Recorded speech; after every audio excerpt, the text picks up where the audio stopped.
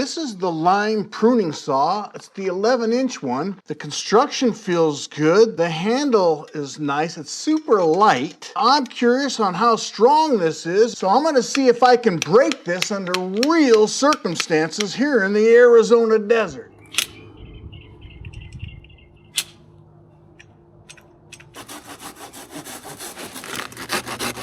Cuts through this like butter. No problem at all.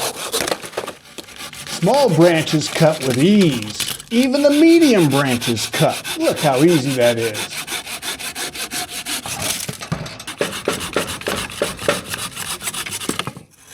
Yeah, you think the big branches are hard?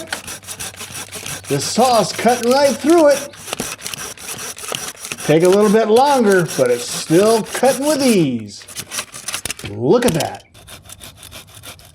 This cactus is nothing. And it's a real versatile tool too. Look at that. Into the trash can.